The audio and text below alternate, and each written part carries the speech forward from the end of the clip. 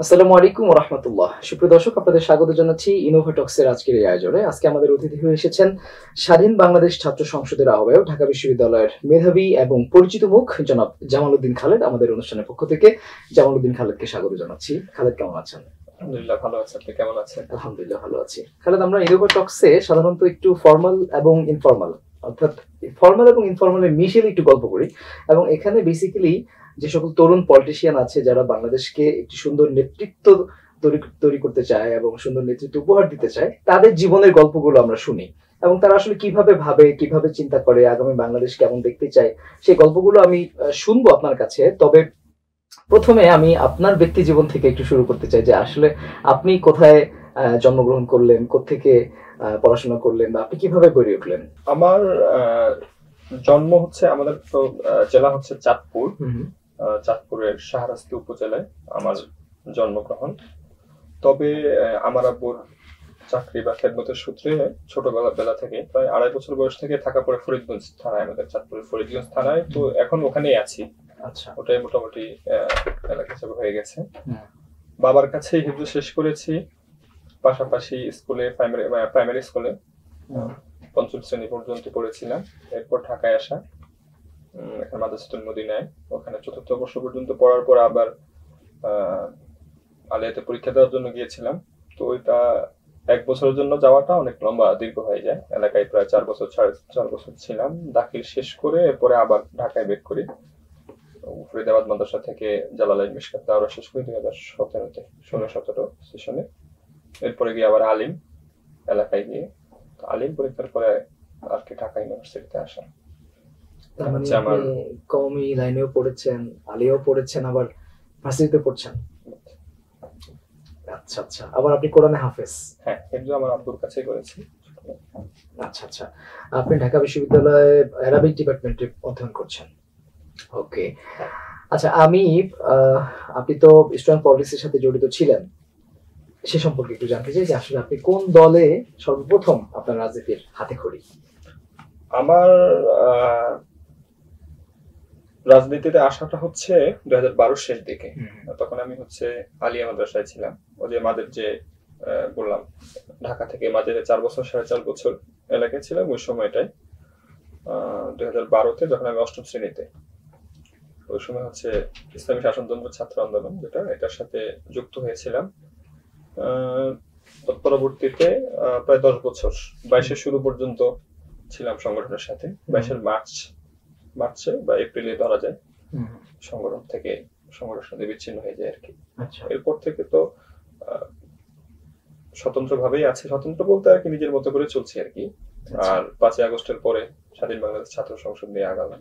এটা কি রাজনৈতিক সংগঠন? আসলে যেহেতু অ্যাক্টিভিজম করে এবং কাজকর্ম করে সবগুলোই তো পলিটিক্যাল। মানুষ যতটা অরাজনৈতিক ভাবে জিনিসপত্র, আসলে অরাজনৈতিক তো কিছু নাই, সবকিছুই রাজনৈতিক। ফলে আমার কর্মকাণ্ড, কাজ, অ্যাক্টিভিজম এগুলো তো অবশ্যই রাজনীতির অংশ, সেই হিসাবে রাজনৈতিক সংগঠনই ধরি। কিন্তু আবার ওই যে ট্রেডিশনাল পলিটিক্যাল পার্টি না আর কি। আচ্ছা, একটা প্ল্যাটফর্মের মতো ধরি আর কি। আমরা মূলত ঢাকা বিশ্ববিদ্যালয়ে তো আমি দীর্ঘ সময় কাজ করছিলাম। তো 5ই আগস্টের পরে একটা পরিস্থিতি তৈরি হয়েছিল, সাধারণ শিক্ষার্থী ব্যানারটা আর সাধারণ শিক্ষার্থী ব্যানার হিসাবে থাকে না আর কি। নামটা একটু পলিটিসাইজ হয়ে যাওয়ার কারণে আমরা সাধারণ শিক্ষার্থীর নাম ব্যবহার না করে একটা নির্দিষ্ট নামে কাজ করা যায় কিনা, ওটা চিন্তা থেকেই মূলত আমরা একসাথে হই। আর এখানে আমার সাথে যারা আছে এরা কিন্তু বেশিরভাগই অ্যাপলিটিক্যাল আসলে, ওই অর্থে যারা হচ্ছে কোনো পলিটিক্যাল পার্টির সাথে ছিল না কখনো। ওরা বিভিন্ন কাজে আমার সাথে জড়িত ছিল, অনেক কাজ করছিলাম, নানা কাজ করেছি, সেই কাজের সাথে আমার সাথে সম্পৃক্ত হয়েছে। পরে সবাইকে বললাম যে না, আমরা একসাথে একটু মুভ করি, কিছু কাজ করে। ওই সূত্রেই একটা প্ল্যাটফর্ম হিসেবে শুরু করা, কিন্তু ঘটনাচক্রে সেটা অনেক বেশি ফলা হয়ে গিয়েছে আর কি, প্রচার হয়ে যায়, এবং ইউনিভার্সিটিতেও সেটা একটা পলিটিক্যাল সংগঠন হিসাবে রেজিস্টার্ড হয়ে যায়, বলতে তালিকায় উঠে। এমনি চলছে আর কি আমরা। আচ্ছা আচ্ছা, আপনি কোন ইয়ারে পড়ছেন এখন? এখন আমার মাস্টার্স আর কি। যদি আমার শেষ হয়ে যাওয়ার কথা, আমি মাঝে 1 বছর গ্যাপ, ওটা আমার পারিবারিক কারণে দিতে হয়েছে। আমি এলাকার দিকে ছিলাম। আচ্ছা, আপনি 2019-এর ডাকসু ইলেকশনও করেছেন? জি। তখন কোন পোস্টে আপনি? 2019-এর ডাকসুতে তো আমি তখন ইশাতে ছিলাম, ইসলামী শাসনতন্ত্র ছাত্র আন্দোলন পূর্ণাঙ্গ প্যানেল দিয়েছিল, সেই প্যানেলে আমি পরিবহন সম্পাদক পদে প্রার্থিতা করেছিলাম। আচ্ছা, তখন আপনি কোন ইয়ারে পড়েন? First year. আচ্ছা। তো ওটার একটা কারণ ছিল, কারণ হচ্ছে আমি ক্যাম্পাসে আসার আগে সিনিয়র, মানে সাংগঠনিক দিক থেকে কিংবা যেহেতু কমি দশে পড়াশোনা করেছি, বয়সও একটু বেশি। আর সংগঠনটা ক্যাম্পাসের বাহিরে বেশি। আপনার ক্যাম্পাসে তো আমি সংগঠন করলাম 19, 20, 21, 3 বছর, বাকি 7 বছর তো ক্যাম্পাসের বাহিরে। ফলে বাইরে থেকে সিনিয়র দায়িত্বশীল হিসেবে ছিলাম, যার কারণে ফার্স্ট ইয়ারে থাকলেও তখন সামনের দিকেই আসতে হয়েছে। কোন দায়িত্ব ছিল? তখন আমি ইউনিভার্সিটিতে অবশ্য তখন বোধহয় আমি প্রশিক্ষণে ইয়ে হচ্ছিল। আর বিশ্ববিদ্যালয়ের সভাপতি হয়েছেন কবে? ওটা হয়েছে হলো 2022-21 শেষে। আচ্ছা, আপনার সভাপতির দায়িত্ব ছেড়ে দেওয়া কিংবা সংগঠন থেকে আপনাকে বহিষ্কার করার পেছনে আমরা অনেক মুখরোচক গল্প শুনি, এবং এটি নিয়ে এখনো ইসলামী আন্দোলন বাংলাদেশ বা ইসলামী ছাত্র আন্দোলন বাংলাদেশের নেতাকর্মীদের মাঝে এটা নিয়ে অনেক ক্রিটিক আছে। আসলে আপনি কি একটু খোলাসা করবেন যে কেন আপনাকে বহিষ্কার করা হয়েছে দল থেকে? বহিষ্কার করা হয়নি, বহিষ্কার আর অব্যাহতির ভিতরে তো পার্থক্য আছে অবশ্যই। বহিষ্কার তো হচ্ছে যেটা চিরস্থায়ী ভাবে বা যেটাই হোক সাময়িক বহিষ্কার। আমাকে হচ্ছে অব্যাহতি দেওয়া হয়েছিল দায়িত্ব সহ বিভিন্ন আমাদের সদস্য পদগুলো থেকে। তো এটার পিছনে যে কারণে ঘটনা ঘটেছে, কারণটা খুব বেশি বড় না, কিন্তু পিছন থেকে অনেক প্রেক্ষাপট ছিল। তো এটাকে আমি আসলে খোলাসা করে বলতে গেলে অনেকের উপর দায় দিতে হবে বা নিতে হবে, আমি ওটা মানে ঘোলাতে করতে চাচ্ছি না, নেওয়ার পক্ষে না। এটা আমি অতীত, এটা নিয়ে আমি খুব বেশি ঘাটাঘাটি করার পক্ষে না। তবে এতটুকু বলা যায় যে ওখানে যেটা হয়েছিল, আমি এবং আমাকে আর মাহমুদুল হাসান ভাই, যিনি আমার আগে সভাপতি ছিলেন, আমাদের দুজনকে একসাথে অব্যাহতি দেওয়া হয়। তো আমি সাধারণ সম্পাদক, উনি সভাপতি। এই সময়টা আমাদের মানে সবচেয়ে উল্লেখযোগ্য সময়, এবং আমি মনে করি ইসলামী শাসনতন্ত্র ছাত্র আন্দোলনের রাজনৈতিক যে তার পথ চলা, সেই সময়ে মাহমুদুল খালিদ, জামালউদ্দিন খালিদ, এই তাদের সেশনটা অনেক উল্লেখযোগ্য ছিল বা তাদের পরিচয়ের মূল জায়গাটা। তো সেই সময় আমরা যেহেতু ইউনিভার্সিটি আর ইউনিভার্সিটির বাইরের পরিবেশ এবং দুইটার কালচার, পলিটিক্যাল বলি সবটাই আলাদা। ফলে আমরা আমাদের এখানে সংগঠনের স্বার্থেই বা সংগঠনকে আমাদের মতো করে ক্যাম্পাসে পরিচিত করা বা ক্যাম্পাসের নানান পক্ষের সাথে সমন্বয় বা ক্যাম্পাসের এখানকার কালচার অনুযায়ী কর্মপন্থা নির্ধারণ, কর্মসূচি নির্ধারণ, নানান প্রক্রিয়ায় গিয়ে দেখা গিয়েছে যে আমাদের সেন্টারের সাথে একটু আমাদের পরিমনা হচ্ছিল না বা মত পার্থক্য তৈরি হচ্ছিল। তো ওই সময় স্পেসিফিক একটা কারণ কি বলবেন যে কি কারণে মত পার্থক্য তৈরি হচ্ছিল? এটা আসলে অনেক দীর্ঘ হয়ে যাবে। এটা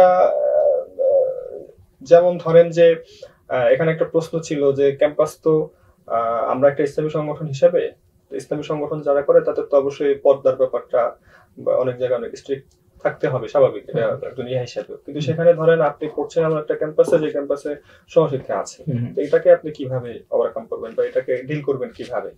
তো নারী বিষয়টা কিভাবে, ছাত্রীদের বিষয়টা কিভাবে ডিল করা হবে?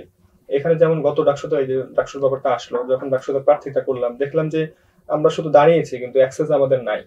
হলগুলোতে মোটামুটি, ছেলেদের হলগুলোতে মোটামুটি যাই গিয়েছিলাম, মেয়েদের হলগুলোতে কোনো আমাদের কোনো অ্যাক্সেসে নাই, ছিল না, মানে ঢোকার মতো কোনো। তখন আমার মাথায় আসলো যে হোটেলতে নুরু ভাইরা যারা জিতলো, অধিকাংশ কিন্তু মেয়েদের ভোটেই পার্থক্যটা করে দিয়েছে। তো আমরা তো ওই জায়গায় যেখানে পার্থক্য গড়ার জায়গা, সেখানে তো আমরা যাই নাই, যদিও আমরা ওই ধরনের ওই সময় প্রার্থীও ছিলাম না। এটা যাচ্ছিলেন নাকি দলীয় দৃষ্টিভঙ্গির কারণে? না, এমনিতেও নাই। আপনি তো কাজ না থাকলে আপনি অ্যাক্সেস পাবেন কিভাবে? ওই সূত্র থেকে হচ্ছে, যেমন আমি মেয়েদের সংগঠন নিয়ে বা মেয়েদের আলাদা উইং নিয়ে কাজ করা যায় কিনা, এটা নিয়েও আমি কিছুদিন কাজ করি। আপনি একটা জানেন যে আমি শিক্ষণ নামে একটা সামাজিক সংগঠন আমি করেছিলাম 2020-এ। ওটা কিন্তু প্রথম আমার শুরু করা সংগঠনের চিন্তায়, যে সংগঠনের নারী উইং ছাত্রীদের মধ্যে কাজ করার জন্য চিন্তা। তো পরে সংগঠন কিছু সাপোর্ট করলো, কিছু সাপোর্ট করলো না, এমন শেষ পর্যন্ত আবার একেবারে এটাকে এটার কারণেও একবার দায় দেওয়া হয়েছে আমার উপরে। পরে আমি এটাকে একদম পলিটিক্যাল ইয়ে থেকে সরিয়ে সামাজিক সংগঠনে পরিণত করি। ওইভাবে চলছে এখনো মেয়েদের ওইটা, হ্যাঁ, শিক্ষণটা। আচ্ছা, তো ওই শিক্ষণটার শুরুটা কিন্তু ছিল এটার জন্য আর কি। তো এরকম ভাবে নানান, এটা একটা নারীদের ইস্যু বললাম। আপনি নারীদের যে ইস্যুটা বললেন, আমি যদি আপনাকে তাদের হয়ে বলি যে আপনি যে নারীদের সাথে আপনার দলীয় আইডিওলজির জায়গা থেকে নারীদের সাথে যেভাবে ওঠা বসা করছেন, সেটি কি আপনার দলীয় আইডিওলজির জায়গা থেকে, কিংবা আপনি তো একজন প্র্যাকটিসিং মুসলিম, সেই জায়গা থেকে এটি কি আসলে সমর্থনযোগ্য? এখানে ব্যাপার হচ্ছে কি, একটা হচ্ছে যে দলীয় বলতে কোনো জায়গা নাই। এটা যদি আমি একদম দেখি ইসলামের দৃষ্টিকোণ থেকে, তো সেই জায়গাটাই তো অবশ্যই ইসলাম পর্দাকে আমার যেভাবে নির্দেশনা স্ট্রিক্টলি মেনটেন করা, বা আমার যে পারিবারিক ব্যাকগ্রাউন্ড, আমার পারিবারিক তো একটা আলেম ফ্যামিলি, বা আমাদের যেটা, আমি নিজেও একজন পড়াশোনা করা, ফলে এটা তো অবশ্যই একটা জায়গা যেটা শোভনীয় না, কিন্তু ব্যাপার হচ্ছে যে আপনি বাস্তবতা, আমি ক্যাম্পাসে আছি যেখানে অলরেডি সহশিক্ষা আছে, যেখানে হচ্ছে এই ধরনের কালচারাল বিভিন্ন ফাংশন এখানে আছে। তো আপনি সেখানে যদি রান করতে যান, আপনাকে তো অবশ্যই কোনো না কোনো ভাবে আপনি ক্লাস করতে গেলেও তো আপনাকে মুখোমুখি হতে হচ্ছে। হ্যাঁ, সেখানে আপনি রাস্তায় হাঁটতে গেলেও মুখোমুখি হতে হচ্ছে। ফলে এটা একটা বাস্তবতা। সেই বাস্তবতাকে আপনি কিভাবে ডিল করবেন? সেই ডিল করার জায়গায় গিয়ে আপনি বলতে পারেন যে যদি আপনি এমনিতে স্বাভাবিকভাবে চলাফেরা করেন, পড়াশোনা শেষ করে ক্যাম্পাস থেকে চলে আসেন, আপনার জন্য খুব বেশি এটা ডিফিকাল্ট না। আপনি হয়তো চোখ নিচের দিকে তাকিয়ে বের হয়ে চলে আসেন ক্লাস করে। কিন্তু আপনাদের এখানে পলিটিক্যালি আপনাকে এখানে পলিটিক্স করতে হয়, কিংবা পলিটিক্যালি আপনাকে এস্টাবলিশড হতে হয়, আপনাকে অবশ্যই এখানকার যে ফাংশন গুলো আছে সেখানে অংশগ্রহণ করতে হবে। ফলে আমি তো আর মেয়েদের সাথে উঠা বসা বলতে এমন না যে আমি মানে স্বাভাবিকভাবে আড্ডা দেওয়া বা হচ্ছে এমন না, হচ্ছে আমরা পলিটিক্যাল কাজে বা কর্মে যেতে হচ্ছে, আপনার স্বাতন্ত্র্য বজায় রেখে যতটুকু করা যায় ওটা করছি। তো ওটাকে আমি আপনি ইসলামের একদম ইয়ের দৃষ্টিকোণ থেকে তাকালে এক কথা, আরেকটা হচ্ছে যে আপনার ইসলামের তো রাজনৈতিক দৃষ্টিকোণ আছে, যেখানে কিছু অবশ্যই সাজ বা হচ্ছে এটা সাজ না, এটা বলে যে এক্সেপশন কিছু থাকে। তো সেই এক্সেপশন গুলো আমাদের অবশ্যই ইউজ করতে হবে কৌশলগত জায়গায়। আচ্ছা, আর কোনো দ্বন্দ্বের জায়গা আছে এই নারীদের ইস্যু ছাড়া? এরকম অনেকগুলো ছিল আর কি। আপনার ধরেন যে এখানে আরেকটা ব্যাপার ছিল, আমরা নানান সময় নানান কর্মসূচি দিতে চাইতাম, যেটা এইসব মানে দরকার, কিন্তু মানে কেন্দ্র থেকে সেটা অনুমোদন আসতে আসতে আমাদের আগ্রহ হারে, মানে কেন্দ্র থেকে অনুমোদিত হয়ে আসতে আসতে আমার আগ্রহী চলে যাবে, আমলাতান্ত্রিক জটিলতা পড়ে যাবে। মানে আমলাতান্ত্রিক বলতে তারা তো ধরেন ক্যাম্পাসে ওইভাবে আগে এইভাবে আমাদের মতো করে রান করে নাই, ফলে একটা জিনিস তাদের কাছে নতুন লাগতো। যেসব ব্যাপার নিয়ে আমরা আগে ওনাদের সাথে বিবাদ করেছি, সেগুলো এখন অনেকগুলো এখনকার যারা আছে তারা স্বাভাবিকভাবেই করে, মানে এখন আর প্রশ্ন হয় না। আমরা তো শুরুটা ব্রেক করতে গেছে আর কি, আমরা ট্রেডিশনটা বা হচ্ছে ইয়াটা, ফলে আমাদের সাথে বেঁধে যায় আর কি। কিন্তু ওই কাজগুলোই এখন যেগুলো নিয়ে দ্বন্দ্ব আমাদের সাথে হতো, সেগুলো অনেকগুলো এখনকার যারা আছে তারা এমনিতেই করে, মানে অনুমোদন হয়ে আছে আস্তে আস্তে সময় ব্যবধানে। ওটা হচ্ছে একটা চর্চার একটা ব্যাপার আছে তো। আচ্ছা, আপনি যেটা বললেন যে আপনাকে অব্যাহতি দেওয়া হয়েছিল, আপনার অব্যাহতি কি পরবর্তীতে উইথড্র করা হয়েছিল? অব্যাহতি মানে তো বিষয়টা এমন যে সাময়িকভাবে অব্যাহতি, তারপর আলোচনার ভিত্তিতে যদি আমাদের ভিতরে সমঝোতা হয়ে যায় আমরা আবার ফিরবো, ব্যাক করবো, কিন্তু ওটার আর ইয়ে হয় নাই। ওই দিক থেকেও চেষ্টা ছিল, আমিও কিছুটা অপেক্ষা করেছিলাম, হয়তো আমারও মন মতো হয় নাই যে তারা যেভাবে চাচ্ছে সমঝোতা করতে, সব মিলে আর হইলো না আর কি। আচ্ছা, আপনার কমিটিতে যিনি সভাপতি ছিলেন মাহমুদুল হাসান, তাকে পরবর্তীতে ছাত্র দলের রাজনীতিতে দেখা গেছে। ইসলামী ছাত্র আন্দোলন থেকে পরবর্তীতে তিনি একটি জাগতিক ছাত্র সংগঠনের সাথে সংযুক্ত হয়েছেন, ব্যাপারটি আপনি কিভাবে মূল্যায়ন করছেন? এই যে জাগতিক বললেন না, জাগতিক সংগঠন, আসলে ইসলামী সংগঠনটাও তো জাগতিক, এটা তো ইহ জগতে না, অবশ্যই জাগতিক এই জগতেই আছে। তো আমার বোঝাপড়া হচ্ছে যে ইসলামী রাজনৈতিক দল, এই ট্যাগ লাইনে আমাকে থাকতে হবে, এটাকে আমি জরুরি মনে করি না, বরঞ্চ আমার কাছে মনে হয় পলিটিক্স, এটা ইজ এ পলিটিক্স, মানে পলিটিক্স। তো সেটাকে আপনার ইসলামের একটা দৃষ্টিভঙ্গি আছে। ইসলাম তো দল করতে হবে এমন কোন ধরাবাধা নাই, কেউ দলের বাইরে যায় তো ইসলামী রাজনীতি করতে পারে। ইসলামী রাজনীতির ফাংশন তো শুধু কেবল দলের মধ্যে সীমাবদ্ধ না, এটা নানান ভাবে নানান করতে পারে। ফলে কেউ যে ছাত্র দল বা হচ্ছে এই ধরনের এনসিপির কথা এখন বললাম, যে আশরাফ মাহমুদ একটু আগে আসলো আপনার এখানে, তো সে তো অনইসলামিক কাজে যায় নাই। ব্যাপারটা হচ্ছে সে নিজেও ইসলামিক এবং সে ইসলামিক রাজনীতি করছে ওখানে গিয়ে। ইসলামিক রাজনীতি বলতে কি বোঝে? ইসলামিক রাজনীতি তো আলাদা কোনো মানে পুরো পৃথিবীর রাজনীতি থেকে ভিন্ন একটা আলাদা কিছু না। ইসলামী রাজনীতি করার জন্য কি কোনো ইসলামী দলের সাথে যাওয়ার প্রয়োজন নাই? বিএনপি বা এনসিপির সাথে গেলেই কি তিনি ইসলামী রাজনীতি করতে পারবেন? ইসলামী রাজনীতির জন্য দল জরুরি না, কিন্তু আমি আবার এটাও বলছি না যে ইসলামিক দলগুলোর একেবারে জরুরত নাই। প্রেসার ক্রিয়েট গ্রুপ হিসাবে আমি ইসলামিক দলগুলো জরুরত, মানে তাদের চাহিদা আছে, আমি তা মনে করি, থাকাও দরকার মনে করি। কিন্তু আপনার একটু বিস্তৃত আকারে পলিটিক্স, মানে মেইন স্ট্রিম পলিটিক্স করতে গেলে আপনাকে অবশ্যই, আমার কাছে এটা হয়তো আমার ব্যক্তিগত চিন্তা আর কি, আমার কাছে মনে হচ্ছে আমার কাছে ইসলামিক দলগুলো আমাদের জন্য রাজনীতিতে একটা বাধা হয়ে দাঁড়াচ্ছে। এটা এইভাবে যে ধরেন এই যে যেমন আমার সামনে এই যে আপনি প্রশ্ন করলেন যে আপনি মেয়েদের সাথে মিশেন, এটা কি আপনার ইসলামী রাজনীতির সাথে যায়, এই যে এক প্রশ্ন ডিল করতে করতে কিন্তু আমার লাইফের রাজনীতি শেষ হয়ে যাবে। বিষয়টা হচ্ছে এরকম, মানে আপনি যখন ইসলামিক দল এই অর্থে মানে একটা আলাদা একটা ফ্রন্ট বা আলাদা একটা শ্রেণী থেকে আপনি হচ্ছে পলিটিক্সটা করতে যান, ওখানকার পুরো ইডিওলজিটা আপনার উপর আসবে এবং তাদের রাজনৈতিক চিন্তা, সব রাজনৈতিক চিন্তা মানে ইসলামিক চিন্তা না। একটা ইসলামিক দল যদি সবগুলাই মানে ইসলামিক যদি একটা নির্দিষ্ট রাজনৈতিক চিন্তা থাকতো, দলও তো একটা এতগুলো হইতো না, দলও একটা থাকতো। দল যেহেতু একাধিক, তার মানে রাজনীতির ভিতরে চিন্তার ফাংশন আলাদা আলাদা অনেক আছে, ডাইভার্সিটি আছে। তো সেই ডাইভার্সিটির দেখা যাবে সবগুলো যে ইসলামের নাম দিয়ে চালা দিতে হবে না। ধরেন অনেক দলীয় চিন্তাও আপনাকে অ্যাডপ্ট করতে হয় আপনার সাথে।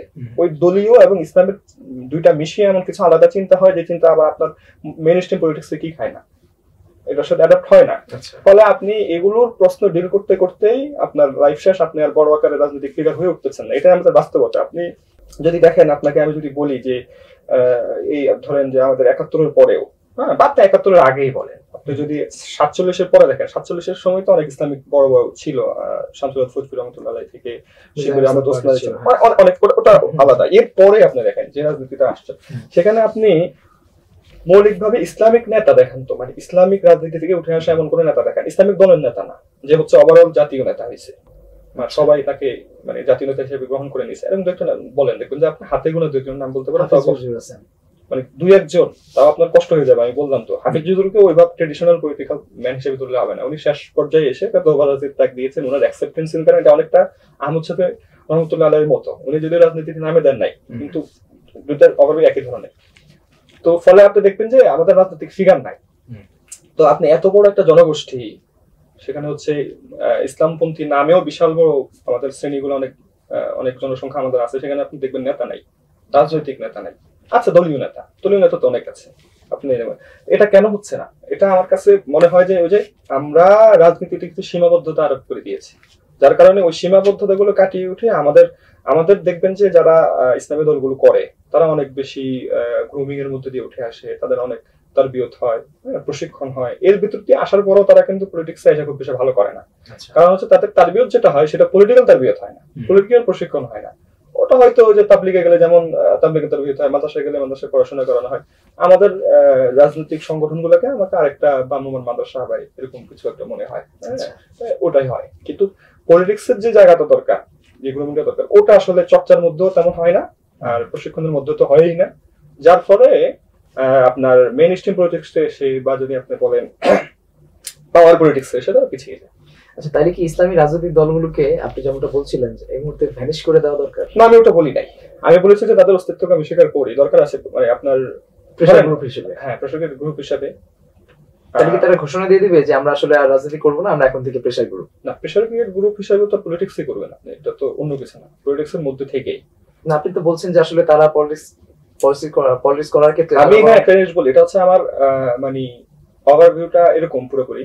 আমি যদি বলি যে আমি একটা জিনিস মনে করি যে, যেমন একটা রাষ্ট্র চলতে কোনো একটা মন্ত্রণালয় দিয়ে বা কোনো একটা সরকারি এক প্রতিষ্ঠান দিয়ে পুরো রাষ্ট্র চলে না। রাষ্ট্রকে ফাংশন করতে হলে তার অনেকগুলো রাষ্ট্রীয় প্রতিষ্ঠান দরকার হয়, মন্ত্রণালয়ের ভিতরে অনেকগুলো মন্ত্রণালয় দরকার হয়। আমি ইসলামী রাজনীতিক ইয়াটাকে, বা আমরা যেটা চাই, ধরেন আপনি ইসলাম প্রতিষ্ঠার কথা বললেও, হ্যাঁ, আমি এটাকে মনে করি যে অনেকগুলো কাজের বা অনেকগুলো ফ্রন্টের কাজের সমষ্টি যে ফলাফল, তার ভিত্তিতে একটা কিছু হবে। আমি এটাকে শুধুমাত্র ইসলামিক দলগুলোতে ইসলাম প্রতিষ্ঠা মনে করি না। এখানে তাবলিগের একটা, যারা দাওয়াতের কাজ করে, তাদের একটা অংশ আছে, যারা মাদ্রাসা শিক্ষার সাথে জড়িত, তাদের একটা অংশ আছে, যারা ইসলামী রাজনীতির সাথে জড়িত, তাদের একটা অংশ আছে, যারা এগুলো কিছুর সাথেই জড়িত না, সাধারণ মানুষজন ইসলামকে প্র্যাকটিস করে, তারা কিন্তু নানান জায়গায় যাচ্ছে, সরকারের বিভিন্ন জায়গায় আছে, তারা রাষ্ট্রের বিভিন্ন জায়গায় আছে। তো তারাও ওই জায়গা থেকেও তাদের যে ফলাফল, গুটে গুটে ফলাফল, সবগুলো মিলিয়ে হবে একটা সামগ্রিক একটা, আমি এটা মনে করি। ফলে ওই ইসলামিক রাজনৈতিক দলেই সবার ভিতরে ঢুকে যেতে হবে ওখানে, বা যারা আছে তারা আবার ফিনিশ করে দিতে হবে এমন না, প্রত্যেকের জায়গায় ফাংশন করুক। আচ্ছা, ইসলামী রাজনীতির বাহিরে ছাত্র রাজনীতি যেহেতু আপনি করেছেন, ইনফ্যাক্ট আপনার বর্তমান যে সংগঠন স্বাধীন বাংলাদেশ ছাত্র সংসদ, সেটিকেও আপনি বলছেন যে কাইন্ড অফ পলিটিক্যাল অর্গানাইজেশন, অথবা এইটি বিশ্ববিদ্যালয় পলিটিক্যাল অর্গানাইজেশন হিসেবে এটিকে স্বীকৃতি দিয়েছে বা নিবন্ধিত করেছে। এমন কিছু যদি হয়ে থাকে, সেক্ষেত্রে আপনি বিশ্ববিদ্যালয়ে ছাত্র রাজনীতি চাচ্ছেন কিনা? আমি তো ছাত্র রাজনীতির বিপক্ষে না কখনো। শিক্ষক রাজনীতি চান কিনা? হ্যাঁ, এবার প্রশ্ন থাকে। শিক্ষক রাজনীতিটাকে আমি যেভাবে চলছে, এটাকে আমি লাগামটা টেনে ধরতে বলি, এটাকে আমি চাই না। কারণ হচ্ছে এই শিক্ষক বা কর্মচারী রাজনীতি থেকে আমাদের মানে জাতীয় রাজনীতির কোনো ইম্পোর্ট নাই, কোনো ধরনের আমি কোনো এক্সট্রা কোনো কিছু যুক্ত হচ্ছে আমার কাছে মনে হয় না। ছাত্র রাজনীতি থেকে হয়। কারণ হচ্ছে আপনি দেখেন, আপনার 24-এর আন্দোলন বলেন, আর পিছনের 18 কোটা সংস্কার আন্দোলন বলেন, বা পিছনের আপনি 90 থেকে আগে যা সব জায়গাতেই দেখবেন ছাত্র নেতৃত্বের একটা বড় ভূমিকা আছে, শিক্ষকদের ভূমিকা আছে, কিন্তু শিক্ষক সমিতি হিসেবে না। এটা বলছি আর কি। আমি শিক্ষক সমিতি হিসেবে কোনো সময় কোনো এরকম ভূমিকা তাদের ছিল না। কোন শিক্ষক ইন্ডিভিজুয়ালি কিংবা কোন বিশ্ববিদ্যালয়ে সাদা দল কি ভূমিকা রাখছে ওই আকারে কিন্তু আপনি দেখবেন না। তারা শেষ মুহূর্তে মিছিল করেছে, অস্বীকার করবো না, কোন শিক্ষক পাশে ছিলেন, এটা অনেক বড় কিছু। কিন্তু দেখবেন ওই সাদা দলের মানে সমিতি হিসেবে যে খুব বড় কিছু করেছে আন্দোলন তেমন তো না, আপনি পিছনে দেখলেও এমন কিছু নাই, সীমাবদ্ধতা ছিল। কিন্তু প্রত্যেকবারে আপনি দেখবেন কর্মচারী রাজনীতি এবং শিক্ষক রাজনীতির পুরো ফলাফলটা বেশিরভাগ সময় আপনার ক্ষমতাসীনরা নেয়, আপনি এটা পিছনে দেখলে দেখবেন। কিন্তু ছাত্র রাজনীতি এখানে একটু ভিন্ন। ছাত্র রাজনীতি 15 বছর আমরা দেখেছি যে ক্ষমতাসীনরাই ছাত্র রাজনীতি নিয়ন্ত্রণ করেছে বিশ্ববিদ্যালয়ে, তাদের রাজনৈতিক সংগঠন দিয়ে করেছে, কিন্তু তাদেরকে ফেলার পিছনে তাদেরকে পতন ঘটানোর পিছনেও কিন্তু বিরোধী রাজনৈতিক সংগঠন, ছাত্র সংগঠনগুলোর বড় ভূমিকা আছে। এই জায়গাটা শিক্ষকরা ছিলেন। শিক্ষক রাজনীতিবিদ হিসেবে কি ছিলেন আপনি আমাকে বলেন যে শিক্ষক সমিতি একটা বড় ভূমিকা রেখেছে, কিংবা শিক্ষকদের অমুক সংগঠন বড় ভূমিকা রেখেছে, ওই আকারে আমি দেখি না। ফলে শিক্ষকদের রাজনীতিটাকে আমি যেটা মনে করি, যারা কর্মচারী বিষয়টা ধরেন, শিক্ষকরা ধরেন কিন্তু এক ধরনের হিসেবে কর্মকর্তা বলি, আমি কর্মচারী না বলি, তো ফলে তাকে সবসময় কম্প্রোমাইজ করতে হয় তার চাকরির সাথে, তার উপরে তার যে উপরে উঠতে হবে সাথে, ফলে অনেক জায়গায় সে পারে। ছাত্রদের এই টানটা থাকে না, ছাত্ররা কিন্তু নেমে যায়। ঠিক আছে, আপনি দেখবেন যে এই 24-এ অনেক ছাত্রলীগও কি করেছে, পদত্যাগ করে এর পাশে চলে এসেছে। সে একসময় ছাত্রলীগ করতো এদের বিরুদ্ধে, কিন্তু সে এদের সাথে গলা নিয়েছে। তাহলে এটা কি, এই জিনিসটা আপনি দেখবেন ছাত্র শিক্ষকদের মতো কিন্তু ঘটে নাই। শিক্ষকদের নীল দল থেকে কেউ পদত্যাগ করে এসে হয়েছে, হয় নাই। আচ্ছা, তো ফলে আমি যে জিনিসটা মনে করি, বাকি আপনি আমাকে প্রশ্ন করতে পারেন যে ছাত্র রাজনীতির বর্তমান যে ডাইমেনশন বা যেভাবে চলছে সেটাকে আপনি সাপোর্ট করেন কিনা। আমি বলি যে এখানে অনেক সংস্কারের দরকার আছে।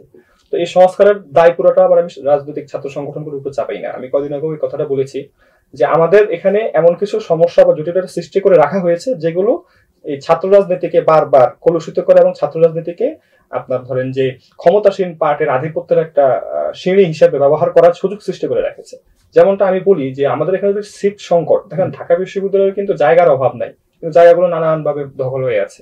বিভিন্ন সরকারি প্রতিষ্ঠান উঠে আছে, সোহরাওয়ার্দী উদ্যান বিশাল বড় জায়গা দখল করে আছে। আপনার দেখুন সরকারি অনেকগুলো আমাদের জায়গা, মানে ঢাকা ইউনিভার্সিটির 600 একর জায়গার ভিতরে কয়শো একর আছে। তো এই জায়গাগুলো যদি আমাদের থাকতো, উদ্ধার করতো, এবং সেখানে যদি আমাদের শতভাগ আবাসনের করা হতো, আপনারা দেখবেন যে ছাত্র রাজনীতির যে ওই যে খারাপ যে জায়গাটা, আমরা যেটা ধরেন যে হলের উপর আধিপত্য, এই জায়গাটাই থাকতো না। আবার আপনি যদি আমি বলি যে আমাদের রেজিস্টার বিল্ডিং এর যে সমস্যাগুলো, এগুলো সমাধান করলে আপনার হচ্ছে নিয়মিত ডাকসু যদি আয়োজন করা হতো, ছাত্র রাজনীতি এমনিতেই নতুন ডাইমেনশনে চলে যেত। অর্থাৎ যে সংস্কার আমরা চাইতেছি, চিল্লাইতেছি না, আমাদের চিল্লানোর দরকার ছিল না, এমনিতে হয়ে যেত। মানে আপনার রাজনীতির প্রয়োজনে, যেমন 24-এর পরে প্রত্যেকটা সংগঠন, এমনকি ইভেন ছাত্র দলও তাদের রাজনীতি নিয়ে কিন্তু পুনর্বিবেচনা করছে, কিভাবে নতুন করে ছেলেদের মনে আবার জায়গা করে নেওয়া যায়, ছাত্রলীগ যে ক্ষত সৃষ্টি করেছে সেটাকে কিভাবে কাটিয়ে উঠা যায়, তারা কিন্তু নতুন ভাবে অনেক কিছু চিন্তা করছে। তো ওই কাজগুলো তো হলে ওটাও সেম। তো আমি বলতে পারেন যে বর্তমান ছাত্র রাজনীতির উপর অনেক প্রশ্ন আছে, সেটাকে আমরা সংস্কার চাই, নানান কথা বলি, কিন্তু ওটার জরুরত আছে। সেই জায়গায় শিক্ষক কর্মচারী রাজনীতি আমার মনে হয় না খুব বেশি একটা। হ্যাঁ, কোন শিক্ষক রাজনীতি করতে পারে, কোন একটা রাজনৈতিক দলে থাকতে পারেন, যেতে পারেন, ওটা আলাদা, ওটাকে আমি নাকচ করছি না।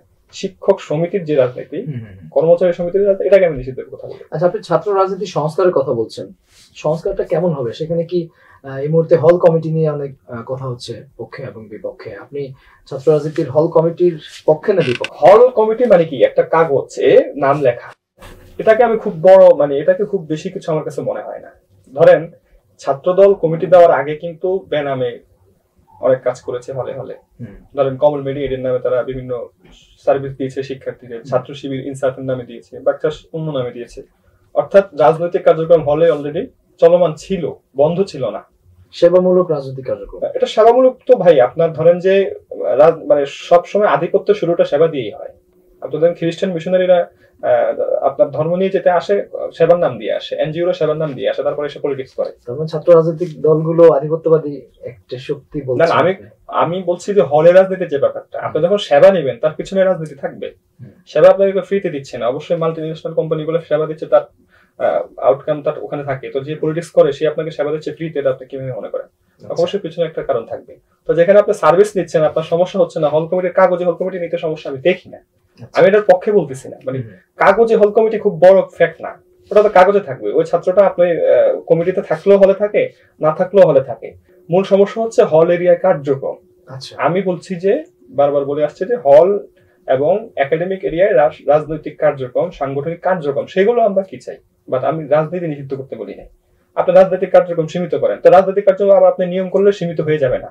আপনি যদি শতভাগ আবাসন সংকট দূর না করেন, আপনি যদি নিয়মতান্ত্রিক ডাকসু অনুষ্ঠিত না করেন, তাহলে আপনি ওই যে নিয়ম করে আপনি নিয়ন্ত্রণ করতে পারবেন না। ওটা আসবে, 5 বছর পরে হোক, 2 বছর পরে হোক, আসবে। আচ্ছা, ছাত্র দলের যে হল কমিটি হলো সেখানে 57 জন ছাত্রলীগের সাবেক নেতাকর্মীদের তথ্য পাওয়া গেছে এখনো পর্যন্ত। এইটাকে আপনি এই 5ই আগস্ট পরবর্তী বাংলাদেশে কিভাবে মূল্যায়ন করবেন? এখানে যে ব্যাপারটা শুধু কেবল ছাত্র দল না, এটা কিন্তু ধরেন গণতান্ত্রিক ছাত্র সংসদের কমিটিতেও কিংবা ছাত্র শিবিরের ব্যাপারেও কিছু কিছু, যদি আবার নানান যুক্তি আছে, নানান ভাবে হয়তো ওটা আমি যাচ্ছি না, অর্থাৎ সব সংগঠনেই কিছু না কিছু ছাত্র সংগঠনের ছাত্রলীগের পোস্টেড হয়ে যাওয়া, পুনর্বাসিত হওয়ার একটা অভিযোগ আছে।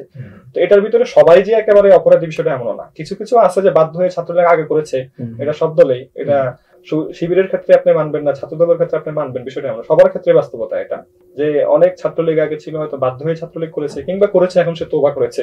এখন কথা হচ্ছে যে এই ছাত্রলীগদেরকে কি আমরা পুনর্বাসিত কিভাবে, মানে এত দ্রুত পুনর্বাসিত করবো না, তাদের তোবার পর্যন্ত একটু সময় দেওয়া লাগে।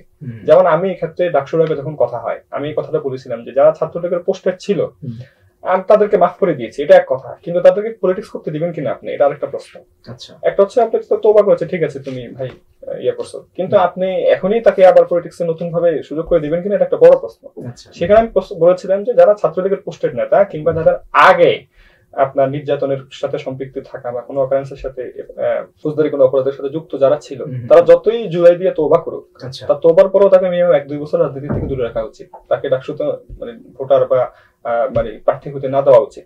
এটা হচ্ছে তারপরে যাই হোক 1 বছর পরে, কিন্তু সে আগের 24 জুলাইয়ের আগেও শান্তিতে ছিল, মানে ক্ষমতায়, এখন আপনার 1 বছর না রেখে আপনি তাকে আবার ক্ষমতায়িত করবেন পারবেন, এটা তো অনেক সময় মানুষ রং পাল্টানো দিতে পারে।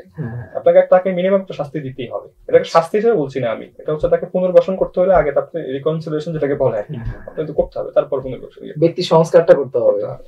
আচ্ছা, আপনি তো স্বাধীন বাংলাদেশ ছাত্র সংসদ প্রতিষ্ঠা করলেন, প্রতিষ্ঠার পর থেকে আপনার এই সংসদের কার্যক্রম আসলে শিক্ষার্থীদের জন্য কতটুকু উপকারে আসছে?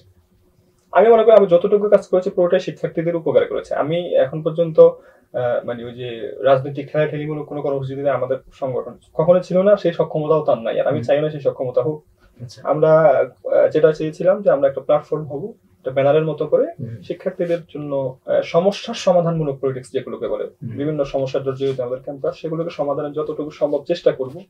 টাকসু যদি হয়, তো যদি শিক্ষার্থীরা মনে করে আমাদেরকে ইয়ে করে, তো আমরা হচ্ছে তখন নির্বাচিত হলে আরো ভালো করে করতে পারবো, আমার সংগঠনের প্রয়োজন হবে না। আপনার এই সংগঠনের ব্যানারে আপনি বেশ কিছু কর্মসূচি হাতে নিয়েছেন, অনেকগুলো বড় বড় ইভেন্ট আপনি করেছেন, আপনি সেই ইভেন্টগুলোর অর্থের উৎস আমাদের একটু জানাবেন।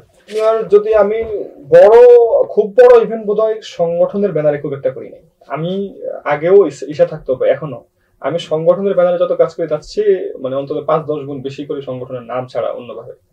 ফলে যেমন আপনি ধরেন সিরাত মাহফিল একটা ছিল, সিরাত মাহফিলে তো একদম আপনার আর্থিক উৎস পুরো সবার সামনে ছিল, আমরা যারা স্পন্সর করেছি, স্পন্সর প্রতিষ্ঠানগুলো একদমই সামনে ছিল, ভাবে করেছি। একটা ইভেন্টের জন্য টাকাটা খরচ করে শেষ করে দেওয়া, এটা না রাখা হাতে। তাহলে আপনাদের আয় ব্যয়ের হিসাবগুলো আপনাদের কমিটি যারা শুধু তারাই জানছে? হ্যাঁ, কমিটির বাইরে সাধারণ শিক্ষার্থীরা আপনাদের সাধারণ শিক্ষার্থীদের কাছে কারা কি আয় ব্যয়ের হিসাব কেউ দেয় নাকি? ওটা তো আমরা কোনো ক্রাউড ফান্ডিং করতেছি না যে আপনি আয় ব্যয়ের হিসাব দিতে হবে, ক্রাউড ফান্ডিং এর হিসাব আয় ব্যয় আলাদা মানুষের সামনে আসবে। আর এমনিতে আপনি যদি বলেন যে আমাদের প্রোগ্রামের বিভিন্ন প্রোগ্রাম করে টাকা কোথেকে আসে, আমি যেহেতু 5-6 বছর এখানে রাজনীতি করতেছি, একটা আলাদা একটা মানে গ্রহণযোগ্যতা জায়গা তৈরি হয়েছে, নানান মানুষের একটা এক্সপেকটেশন আমার কাছে আছে। তো মানুষজন এমনিতে অনেক সময় বিভিন্ন কাজের জন্য বলে যে তোমরা এটা শুরু করো, আমরা দিব, দেখবো। বড় ভাইরা আছে, আশপাশের অনেকজন আছে তারা হেল্প করে। খুব বড় অঙ্কের এমন কিছু নাই যেটা মানে হিসাব দিতে হবে যা কেউ ইয়ে করবে। আচ্ছা, আপনি তো বিগত ফ্যাসিবাদী আমল থেকেই সরকার বিরোধী নানা রকম কর্মকাণ্ডের সাথে নিজেকে জড়িত রেখেছেন, আপনি কি কখনো ফ্যাসিবাদের রোষানলে পড়েছেন? রোষানলে পড়া হয়েছিল, তো অত মেসিভ আকারে না, কয়েকবার হামলার শিকার হয়েছি বা হতে গিয়েছি এরকম, কিন্তু জেল জুলুম আমার এখন মানে ওই ধরনের জেলে যাওয়ার এটা হয় নাই, আমার ওই ধরনের কোনো মেসেজ ইয়া হয় নাই। আচ্ছা আচ্ছা, কারণ তাদের সাথে আপনার একটা সুসম্পর্ক ছিল? না, এমন না, মানে আমি আগে যে সংগঠন করেছি ওটা তো ধরেন যে আমার এখানে দুইটা জিনিস ছিল, একটা হচ্ছে যে সংগঠন করেছি, ওই সংগঠনের সাথে সরাসরি পলিটিক্যালি তো ক্লাস ছিল না বা ক্লাসে জড়িত হয় নাই সাংগঠনিক ভাবে, যার কারণে আমি রোশনালে পড়ি নাই, এটা আরেকটা ছিল। আরেকটা দিকে আমার ছিল হচ্ছে আমি যেহেতু একটু ভিন্ন ধারার কাজ করছিলাম, যেমন আপনি জানেন আমি হিজাবোফোবিয়ার এটা নিয়ে একটা কাজ করছিলাম, বা হচ্ছে ইসলামী রাজনীতির এখানে যাতে অ্যাকসেপ্টেন্সি তৈরি হয় সেজন্য কাজ করছিলাম। ফলে আমার একটা জিনিস মাথায় ছিল যে আমি মানে রাজনীতিতে আক্রান্ত হওয়া কিন্তু একটা রাজনীতি, কারণ আপনি আক্রান্ত হয়েছেন, আহত হয়েছেন, জেলে গেছেন, এটাও কিন্তু একটা বড় রাজনীতি। তো ফলে আমার কিন্তু এটা ভিন্ন চিন্তা ছিল মাথায়, যে আমি যদি এখানে আক্রান্ত হই, আমি একা আক্রান্ত হবো না, মানে আমি যে জিনিসটা চাচ্ছি এটা তো এখানে হচ্ছে সংখ্যালঘুর মতো, এরা আরো ভয় পাবে, আমার জায়গাটাই নষ্ট হবে, আমি যদি জেলে যাই আমার জায়গাটা পুরো নষ্ট হবে। জন্য আমি সবসময় চেষ্টা করেছি মানে যাবো, ক্র্যাশে যাবো, কিন্তু এতদূর যাবো না যতদূর গেলে আবার আমার কাজটা বন্ধ হয়ে যাবে। কুসুম কুসুম প্রতিবাদ করেছে না, কুসুম কুসুম প্রতিবাদ না, প্রতিবাদের জায়গা প্রতিবাদ ছিল, ওটা আলাদা ছিল। যেমন আপনি জানেন যে ধরেন 19 নির্বাচনের পরে যেটা হয়েছে যে ওই যে ফরিদের উপর হামলা, জুলিয়াস সিজার তালুকদারের ওই যে অভিযোগটা, ওই হামলায় কিন্তু আমি নিজেও মিছিলে ছিলাম, আমি নিজেও হামলার শিকার হয়েছি মিছিলে। আমার ধরেন লাল কার্ড সমাবেশের কথা আপনি যদি জানেন যে 22 বোধ হয় 23 ওই দিনও কিন্তু আমরা হামলার শিকার হয়েছি। হ্যাঁ 23। তো এরপরে ওই দিন আরেকটা হামলার শিকার আমি প্রায় হইতে যাইয়াও বেঁচে যাই, সেটা পরে হামলার শিকার হয় মাহমুদ ভাই। আমি কোনোভাবে খবর পেয়ে কেটে পড়ি, মাহমুদ ভাই জানতো না, সে সামনে পড়ে যায়, তাকে মারধর করে ওই দিন। তো এই ধরনের ইয়ার পরে আবার একদিন হিজাব দিবস আমরা এরকম হয়েছিলাম, বাড়াবাড়ি হয়েছিল, তো সেগুলো তো ছিলাম। কিন্তু আমি বলছি এর বাহিরে আমি কিন্তু মানে রাজনৈতিক কার্যক্রমের বাহিরে আমার বড় একটা জায়গা ছিল, যে আমার ওই যে বললাম ওই জায়গাগুলো, তো ওই জায়গার দিকে দৃষ্টিকোণ থেকে আমি সবসময় একটু বজায় রাখতাম যাতে আমি বিপদে না পড়ি, আমি ব্যক্তিগত বিপদে পড়বো না। আপনি যে আদর্শ নিয়ে কাজ করছেন সেই আদর্শ বিপদে পড়বে বলে আপনি দলের হিসাবে ছিল না, আমি তো দলের হিসাবে কাজ করেছি যখন, তখন অল্প সময়, বেশিরভাগ দলের বাহিরে করেছি।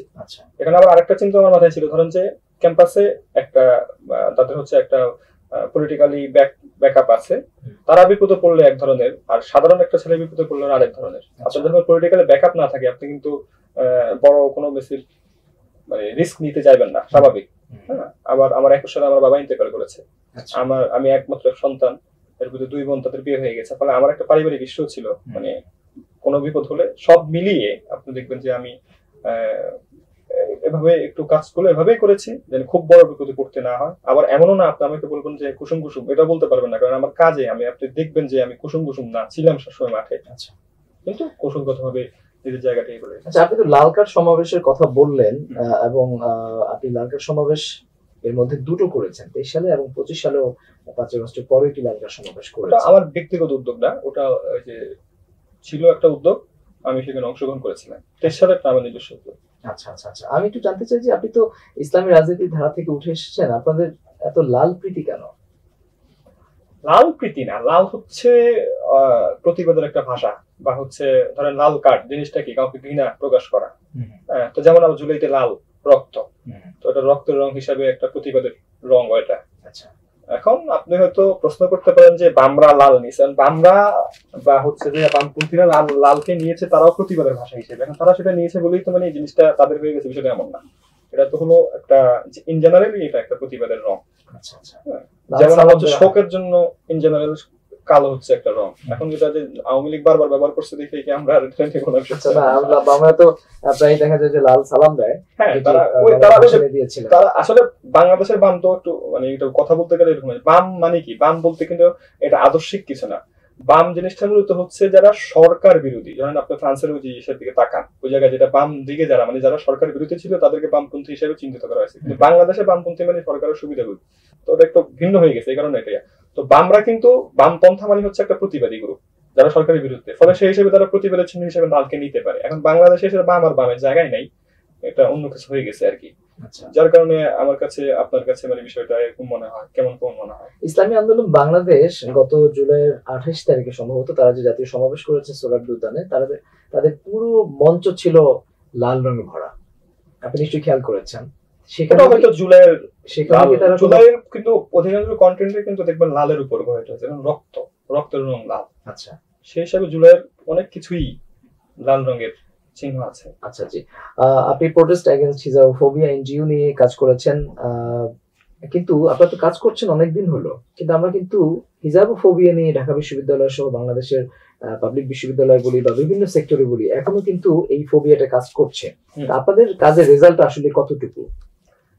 আমরা মূলত কাজটা শুরু করেছিলাম হচ্ছে স্পেসিফিক কিছু ঘটনায় প্রতিবাদ আকারে, মানে ঢাকা ইউনিভার্সিটিতে ঘটনাগুলো ঘটছিল, কোনো প্রতিবাদ হচ্ছিল না, হিজাবোফোবিয়ার শিকার হয়ে মেয়েরা পড়াশোনা ছেড়ে দিচ্ছিল, কেউ ড্রপ আউট হচ্ছিল, তো ওই ব্যাপারগুলো নিয়ে আমরা স্পেসিফিক ঢাকা ইউনিভার্সিটিকে টার্গেট করে কাজ করেছিলাম, এবং এটা আমরা সফল হয়েছে। আপনি হয়তো জানেন যে আওয়ামী লীগ সরকার থাকা অবস্থাতেও যারা হিজাবোফোবিয়ার যারা, যেমন চান মেয়ার ঘটনা হয়তো আপনি জানেন, IER এর তাকে সহ তারপরে সোশ্যাল সায়েন্সের কয়েকজন শিক্ষককে আমরা কিন্তু মারাত্মক লেভেলে এটাকে হিউম্যানের যদি বলা হয় দরকার ছিল আমরা করেছিলাম, এবং তারা তাদের জায়গা থেকে তাদেরকে পিছু হটতে হয়েছে। মানে তারা যেভাবে হিজাবোফোবিয়াটাকে খুব মারাত্মক রূপে ঢাকা বিশ্ববিদ্যালয়ের ক্যাম্পাসে ছিল, ওটা কিন্তু অনেক মাত্রায় কমে এসেছিল। আপনি যদি খেয়াল করবেন আমাদের হিজাবোফোবিয়ার, তবে আমরা যে জিনিসটা চেয়েছি যে আমরা নিয়মতান্ত্রিক প্রতিবাদ জারি রাখবো এবং ডকুমেন্টেশন। আমরা শুধু প্রতিবাদ করি নাই, আমরা কিন্তু হিজাবোফোবিয়ার ঘটনাগুলো ডকুমেন্টেশন পর্যন্ত এগুলো আমাদের কাছে আছে। সাথে সাথে প্রতিবাদ করেছি, বা হচ্ছে যেসব জায়গাতে যাওয়া দরকার, রিটের যে ব্যাপারটা ছিল, রিট যদিও যারা করেছে আমাদের সাথে সরাসরি বসে না করলেও ওরা আমাদের সাথেই ছিল মেয়েরা। তো পরবর্তী থেকে ওই রিটটা এখন পর্যন্ত কিন্তু আমরাই মানে হিজাবোফোবিয়া সেল থেকে সেটাকে দেখাশোনা করছি বা কি অবস্থা আছে। তো সেটাও একটু মামলা জ্যামে পড়ে গেছে, এটা হয়তো খুব শীঘ্রই উঠে আসবে। আর এর বাইরে হচ্ছে আমরা যে ডকুমেন্টেশন গুলো করেছিলাম, আমরা খুব চেয়েছিলাম মানে নানান জায়গায় তো আমরা দৌড়াদৌড়ি করেছিলাম যেগুলো একটা একাডেমিক ভাবে বিশ্লেষণ করে এটাতে একটা ফলাফল বের করে আনতে, এখন ব্যর্থতা হচ্ছে এটা পারিনি। বাট যেটা ইনস্ট্যান্ট যে ফলাফলটা পাওয়ার দরকার সেটা আমরা পেয়েছিলাম হিজাবোফোবিয়ার কার্যক্রমের মাধ্যমে। আচ্ছা, আমি আপনার ফেসবুকে দেখলাম যে আপনার বায়ো লেখা আছে জ্ঞানে অপ্রতুল, কর্মে অলস এবং স্বপ্নে বিলাসী। আমি একটু জানতে চাই যে কর্মে অলস একজন শিক্ষার্থীকে কেন শিক্ষার্থীরা আসলে করতে দেবে না? এটা হচ্ছে এই যে একটা কথা, জ্ঞানে অপ্রতুল। তো পৃথিবীতে সব মানুষ যত বড় জ্ঞানী হোক সে নিজেকে জ্ঞানে অপ্রতুলই মনে করে, যে আমার যতটুকু জ্ঞান থাকা দরকার আরো বেশি, কারণ জ্ঞানের তো কোনো ইয়ে নাই। তো ওটা হচ্ছে একটা আপেক্ষিক একটা ইয়ে, মানে এটার দ্বারা এমন না যে আমি মানে মূর্খ, আমি বুঝাচ্ছি, এটা দিয়ে সামনেটা বুঝাবো। আচ্ছা, কর্মে অলসের ব্যাপারও তেমন, মানে আমি যে ধরনের কর্ম করতে চাচ্ছি বা আমার মন, আমার যে স্বপ্ন, যেমন স্বপ্ন বিলাসী আমি বলেছি, এটার কারণ হচ্ছে যে আমার স্বপ্নের যে গতি বা হচ্ছে স্বপ্নের যে বিস্তৃতি, ওটার যে মঞ্জিল, সে অনুযায়ী আমার কর্মে আমি অত বেশি অ্যাক্টিভ নিজেকে মনে করছি না, সেই হিসাবে বলছে কর্মে অলস। কিন্তু এমন না যে আমি কর্ম করি না। আপনি তো আমি কাজ না করলেও এখানে ডেকে আনতেন না, অবশ্যই আপনি নিজে বলেছেন যে আমি পলিটিক্যালি অ্যাক্টিভ, তাই না, বা কাজে অ্যাক্টিভ। ফলে কাজ তো করছি, কিন্তু যে পরিমাণ করা দরকার আমার স্বপ্ন অনুযায়ী হয়তো আমি এটা করতে পারছি না, সেই হিসাবে এটাকে একটা আপেক্ষিক ইয়ার হিসাবে এটার একটা নাম আছে, আমি এটা ভুলে গেছি, মানে একটা কি বলে একটা পারিভাষিক একটা নাম আছে ব্যবহারের। আচ্ছা, আপনি তো স্বপ্নে বিলাসী, তাহলে ডাকসু নিয়ে আপনার বিলাসী স্বপ্নগুলো কি কি? ডাকসু নিয়ে স্বপ্ন বিলাসী যেটা সবারই, আমারও ওটা, সেটা হচ্ছে যে সবাই তো ডাকসুতে যাবে, আমি যদি ভিপি পদে দাঁড়াই, ভিপি পদে বিজয়ী হয়ে আসতে চাই, এটা তো অবশ্যই। কিন্তু ধরেন যে এখন পর্যন্ত আমার মতো এই পোশাকে বা হচ্ছে এই বেশভূষার কেউ ডাকসুর ভিপি হয়নি। ভিপি হোক, জিএস হয়নি, এজিএস হয়নি। হ্যাঁ, আবার ধরেন আমার মতো ব্যাকগ্রাউন্ডের কেউ ডাকসুতে এই পর্যন্ত এত উপরে প্রতিদ্বন্দ্বিতা করেছিল কিনা এই অবস্থায়, তাও আমার সন্দেহ আছে, মনে হয় না। হয়তো কেউ হয়েছে, আগে ছিল আরেকটা সংগঠন, সেটা থেকে হয়েছে, পরবর্তীতে ইসলামী সংগঠনে আসছে, এরকম ঘটনা আছে। কিন্তু ধরেন আমার মতো এই বেশভূষা, এই ব্যাকগ্রাউন্ড থেকে এসে ডাকসুতে এত উপর প্রতিদ্বন্দ্বিতা, এর পেছনে মানে এই পোশাকটা কি ডাকসুতে নির্বাচিত হওয়ার ক্ষেত্রে প্রতিবন্ধক? এটা এই পোশাকের ক্ষেত্রে না, এটা হচ্ছে এখানকার এস্টাবলিশমেন্ট, যেটা কালচারাল এস্টাবলিশমেন্ট, সেটা তো অনেকদিন যাবত। আমি হিজাবোফোবিয়ার আন্দোলন কেন করতে হয়েছে, ওই কারণে। ওটা শুধু হিজাবোফোবিয়া ছিল না, ওটা ইসলামোফোবিয়া অনেক কিছু ছিল। আমরা স্পেসিফিক একটা অংশকে ধরেছি, কিন্তু বিষয়টা ছিল ইসলামোফোবিয়া। এখানে ধরেন যে দাড়ি টুপি আপনার হচ্ছে, এটার কারণে অনেক ছাত্ররাও নিপীড়নের শিকার হয়েছিল। তো সেই জায়গা থেকে আমি বলবো না যে মানে এই পোশাক এটার বাধা না। হয়তো আমরা ওই সময় এরকম, ওই যে আপনাকে বললাম আমাদের নেতার অভাব, আমরা হয়তো আগে ওই ধরনের নেতা তৈরি হয় নাই। আমি আপনাকে বড় কিছু মনে বলতেছি না, মানে আমি নিজেও একজন শিক্ষার্থী, রাজনীতির মাঠে করতেছি। তো এখন হয়তো আমার আল্লাহ হয়তো আমাকে তৌফিক দিয়েছেন, আমি জায়গাটা তৈরি করেছি, গ্রহণযোগ্যতার জায়গাটা, যার কারণে মানুষ আমাকে বিপি হিসাবে ভাবছে। আমি তো মনে করি যে বিপি হিসাবে ভাবার মতো মনে হয় স্বাধীনতার পরে এরকম কেউ হয় নাই এই বেশভূষায়। তো সেই জায়গাটা থেকে যদিও একটা আশা আছে, কিন্তু আবার জায়গাটা অনেক কঠিন, কারণ এখানে অনেক বড় বড় রাজনৈতিক সংগঠনগুলোর ব্যাকআপ তারা হচ্ছে এখানে দাঁড়াচ্ছে, সেখানে ফাইন্যান্সিয়াল ব্যাপার আছে, সেখানে পলিটিক্যাল ব্যাকআপের ব্যাপার আছে, সেখানে আপনার ডিপ স্টেটের মেকানিজমের অনেক ব্যাপার আছে, যেগুলো তো আমি অনেকটা পিছনে আমার এই জায়গা থেকে। ফলে এটা একটা বিলাসী, কিন্তু আমি আবার এটাকে বিলাসী মনে করি না, আমি মনে করি সে সক্ষমতা আছে, ইনশাআল্লাহ চেষ্টা করলে হয়তো হবে। আপনি কি স্বতন্ত্র প্যানেল থেকে নির্বাচন করছেন? হ্যাঁ, আমরা একটা স্বতন্ত্র প্যানেল গঠন করার চেষ্টা করছি, গঠন প্রায় দ্বার প্রান্তে, 2-1 দিনের মধ্যে ইনশাআল্লাহ। আপনারা সম্ভবত ইউনিটি ইন ডাইভার্সিটি এ ধরনের একটি স্লোগানকে সামনে রেখে আপনারা সামনে আগাচ্ছেন, এবং যেখানে আপনারা একটি বক্তব্য দিয়েছেন যে আদর্শে বৈচিত্র্য, অধিকার আদায়, একতাবদ্ধ এবং চিন্তায় প্রাগ্রসর শিক্ষার্থীদের একটি স্বতন্ত্র প্যানেল হতে যাচ্ছে এটি। সেক্ষেত্রে আপনার বৈচিত্র্যপূর্ণ আদর্শের শিক্ষার্থীদেরকে আপনারা আপনাদের প্যানেলে নিচ্ছেন। বৈচিত্র্যের কথাই যদি বলি, সেক্ষেত্রে বাংলাদেশের ডান এবং বাম সকল ধরনের শিক্ষার্থীদের কি আপনাদের এই প্যানেলে থাকছে? এখানে আসলে ওই আমি আপনাকে একটা কথা বললাম, মানে ডান বাম যে হিসেবে বাংলাদেশে চিত্রিত, তো মানে একটা আদর্শিক, মানে আপনার পরিভাষা হিসেবে চিত্রিত হয়, আসলে বাস্তবতায় কিন্তু ডান বাম একটা আদর্শিক না। এটা হচ্ছে সম্পূর্ণ একটা পলিটিক্যাল একটা পরিভাষা বা টার্ম, পলিটিক্যাল টার্ম। তো সেই অর্থে আসতে পারে আমার সাথে, হ্যাঁ সবাই, কিন্তু ওই আকারে যারা আদর্শিক হিসাবে তাদেরকে বাম মনে করে, আমার মনে হয় না যে তারা আমার সাথে আসবে বা আমার সাথে তাদের সম্পর্ক বা তাদের সাথে রাজনৈতিক দেখা সাক্ষাৎ বা ওটা আছে অবশ্যই, কিন্তু সবাই তো বিবেচনা করে ইয়ার ক্ষেত্রে নিজের আদর্শটাকে সামনে রাখে। আমি চেয়েছিলাম যে আদর্শের ঊর্ধ্বে উঠে যারা শিক্ষার্থীর জন্য কাজ করবে বা করছে আগ থেকে, তাদেরকে নিয়ে সেটা সে যে ডিগ্রি হোক, এরকম একটা চেষ্টা ছিল আর কি আমার। কতটা সফল হয়েছে সেটা হয়তো প্যানেল প্রকাশ করার পরে বোঝা যাবে। আচ্ছা, ঢাকা বিশ্ববিদ্যালয় কি আপনি আদর্শিক বাম এবং পলিটিক্যাল বাম বলছেন, একটু কি আইডেন্টিফাই করবেন যে কারা আদর্শিক বাম এবং কারা পলিটিক্যাল বাম? এটা আবার অনেক বিতর্কের দিকে যাবে। আমি এটা মানে ইন জেনারেল বললাম, ওটা বিতর্কের দরকার নেই। মানে সাধারণত আমরা যতটা বামপন্থা বা ডানপন্থাকে আমরা একটা আদর্শিক টার্ম হিসেবে মনে করি, বাস্তবে এটা আদর্শিক না, এটা রাজনৈতিক একটা পলিটিক্যাল একটা টার্ম। যে ডানপন্থা বলতে বোঝা হচ্ছে যারা সরকারের পক্ষে, আর বা হচ্ছে বামপন্থা বলতে হচ্ছে যারা সরকারের বিপক্ষে অবস্থান নেয়, যারা থাকে। এটা হচ্ছে মূলত সেখান থেকে আস্তে আস্তে বাংলাদেশে এসে সেটা বামপন্থীতে পরিণত হয়েছে কমিউনিস্টরা বা হচ্ছে যারা সমাজতান্ত্রিক, তারা তাদের ভিতরে তো আবার নানান সেকশন তৈরি হয়েছে। আচ্ছা, আপনি শিবিরের আমরা থামবো না, জুলাইকে কেন্দ্র করে আমরা থামবো না যে অনুষ্ঠানটি তারা 3 দিন ব্যাপী করেছে, সেখানে আপনি একটি বক্তব্যে বলেছেন যে আপনি বামপন্থী বা শিবিরের বিরোধী যে সকল সংগঠনগুলো রয়েছে তাদেরকে শিবির দমনের ক্ষেত্রে বুদ্ধি পরামর্শের জন্য আপনার কাছে আসতে বলেছেন। শিবির দমনের ক্ষেত্রে আপনার কাছে দমন শব্দ বলি নাই বোধহয়, শিবির দমন হোক কিংবা শিবির ঠেকানো বলেছে। শিবির ঠেকানোর জন্য আপনার কাছে কি কি বুদ্ধি? দমন আর ঠেকানোর মধ্যে অনেক পার্থক্য আছে। দমন মানে হচ্ছে দমনের পক্ষে তো আমি শুধু শিবির না, কাউকে দমনের পক্ষে না। আচ্ছা, মানে ওটা তো হচ্ছে কারো অস্তিত্ব নাই করে দেওয়া, ওটা না। আমি বলেছি হচ্ছে পলিটিক্যালি কাউকে ঠেকানো। সেই ক্ষেত্রে আপনার পলিটিক্যাল অনেক, আমি মনে করি প্রথম জিজ্ঞাসাটা হচ্ছে আপনি কেন শিবিরকে ঠেকাতে চাচ্ছেন? আমি এই অর্থে বলি নাই, আমি বলেছি যে হচ্ছে যারা শিবিরকে ঠেকানোর চিন্তায় হচ্ছে যে মানে ভিন্ন একটা বয়ানের সাথে মিশে যাচ্ছেন, কিংবা আমরা 24-এ যে লড়াই করেছিলাম তার বিপরীত কোনো মানে বয়ানের সাথে বা বিপরীত কোনো বয়ানকে আপনারা এস্টাবলিশ করতে চাচ্ছেন, তাদেরকে বলেছে যদি আপনার ঠেকাতেই হয় আমার কাছে আসেন, বুদ্ধি আছে ঠেকানোর মতো। ওই আপনাকে আওয়ামী বয়ানে তাদেরকে ঠেকাতে হবে এমন কি বুদ্ধি আছে ওটা তো এখানে বলার ব্যাপার না। মানে ধরেন যে আমি যেহেতু ইসলামিক রাজনৈতিক ব্যাকগ্রাউন্ড থেকে আসা, তো একটা ইসলামিক রাজনৈতিক সংগঠনের মানে শক্তিমত্তা দুর্বলতা গুলো আমার জানা আছে। আর একটা হচ্ছে এই দিক থেকে না, আমি ঠেকানোর প্রস্তুত এই দিক থেকে বলেছি। যেমন আমাকে, আমি যদি বলি, আমাকে একজন ছাত্র দলের একজন নেতা, সিনিয়র নেতা আমাকে বলেছিল যে শিবিরের কারণে তোমরা টিকতে পারতেছি না, তারা তো আমাদেরকে অনলাইনে ব্যাশিং করে করে ফেলতেছে, কিভাবে ঠেকানো যায়? তাই বললাম ভাই আপনি শিবির কি করে দেখেন, যে কাজগুলো শিবির করে ওই কাজগুলো আপনারা আপনাদের দূর দিয়ে করাই দেন, শিবির রাজনীতি আপনি আউট নাই।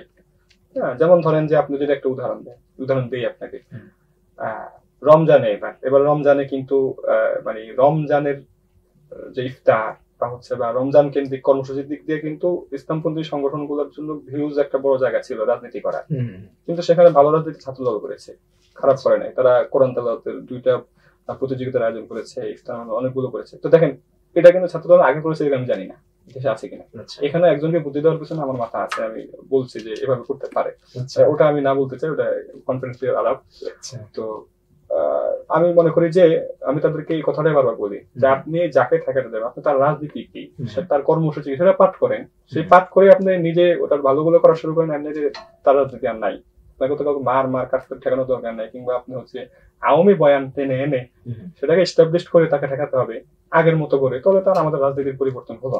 আচ্ছা, আপনি ডাকসু নির্বাচনে কোন প্যানেলে যাচ্ছেন, শিবিরের প্যানেলে নাকি ছাত্র দলের প্যানেলে? না, আমি কোন প্যানেলে, আমরা স্বতন্ত্র প্যানেল করছি। আপনারা এই স্বতন্ত্র প্যানেল, আপনারা ঠিক কি কারণে মনে করছেন যে সাধারণ শিক্ষার্থীরা আপনাকে ভোট দেবে? একটা হচ্ছে স্বতন্ত্র, এখন এটার একটা শিক্ষার্থীদের আছে, কারণ হচ্ছে এটার কারণ হলো বিগত ছাত্র সংগঠন বা ছাত্রলীগের রাজনীতির যে মানে যে স্মৃতি, হ্যাঁ এটাকে স্মৃতি বলা যাবে না, এটা হলো দুঃস্বপ্ন যেটা ছিল, তো সেটা আসলে শিক্ষার্থীরা এখনো কাটিয়ে উঠতে পারে নাই, সময় লাগবে সেটা আমাটা। ফলে ছাত্র রাজনীতি যাদের সাথে ছাত্র রাজনীতির সাথে যারা যুক্ত, তাদের বাহিরে যারা হচ্ছে একটু মানে দলীয় মানে লেজুর ভিত্তিক রাজনীতির ঊর্ধ্বে উঠে বা হচ্ছে যে দলীয় এমনি রাজনীতির ঊর্ধ্বে উঠে শিক্ষার্থীদের জন্য কাজ করে, ওদের একটু মাঠ এখন ভালো ক্যাম্পাসে, সেদিক থেকেও এটা হচ্ছে একটা। কিন্তু আমি মনে করি আমাকে মানুষ নির্বাচিত করার জন্য আমার কাজই এনাফ। আমি যে পরিমাণ কাজ শিক্ষার্থীদের জন্য করেছি এটা ডাকসুর জন্য না। আমি কিন্তু ডাকসু হবে কি এবার জানি না, আওয়ামী লীগ প্রথম হবে কিনা সেটাও তো জানতাম না, তাই না? কিন্তু আমরা তো কাজ করতেছি অনেক আগ থেকে, বিভিন্ন কাজ করে যাচ্ছি। তো সেগুলোর কারণে মানুষের কাছে যে গ্রহণযোগ্যতা তৈরি হয়েছে, বা মানুষ তো অবশ্যই বা শিক্ষার্থীরা তো অবশ্যই চাইবে এমন একজনকে যে হচ্ছে পিছনেও কাজ করে আসছে, যাতে আমরা সে আস্থা পাবে যে না, তাকে নির্বাচিত করলে সে সামনে আমাদের জন্য কাজ করবে। সেই জায়গা থেকে আশা করি যেটা আমাদের খালেদ ভাই, আপনি ডাকসু নিয়ে অনেক ব্যস্ততার মাঝে আমাদেরকে সময় দিয়েছেন, আপনাকে অনেক শুকরিয়া, মোবারকবাদ। আপনার আমাকে আহ্বান করার জন্য, ডাকার জন্য আপনাকেও মোবারকবাদ। যারা দর্শকরা দেখবেন তাদেরকে অগ্রিম শুভেচ্ছা, এবং দেখে ভুল হলে মাফ করবেন, ক্ষমা করবেন, আমি মানুষ। অবশ্যই মানুষ মাত্রই ভুল হয়। নিশ্চয়ই আপনার এই আলোচনা থেকে ঢাকা বিশ্ববিদ্যালয়ের শিক্ষার্থীরা বিশেষত তারা নিশ্চয়ই আগামী ডাকসুর নির্বাচনে তাদের পছন্দের প্রার্থী কে হবে সেই সিদ্ধান্ত গ্রহণে নিশ্চয়ই আমাদের আজকের এই আলোচনাটি অনেক বেশি ভূমিকা রাখবে। সুপ্রিয় দর্শক, আপনারা ইনোভা টক্সের আজকে জামালউদ্দিন খালেদের কাছ থেকে চমৎকার এবং অতি গুরুত্বপূর্ণ আলোচনা শুনেছেন, বিশেষত ডাকসু নির্বাচনকে সামনে নিয়ে। তিনি যেহেতু নিজেই স্বতন্ত্র প্যানেল থেকে ভিপি পদে লড়বেন, সেই জায়গা থেকে তিনি চমৎকার পয়েন্ট ভিত্তিক কথা বলেছেন। আমাদের ইনোভা টক্সের এই প্রোগ্রামগুলো দেখবার আমন্ত্রণ জানিয়ে আজকের মতো এখানে শেষ করছি। আল্লাহ হাফেজ।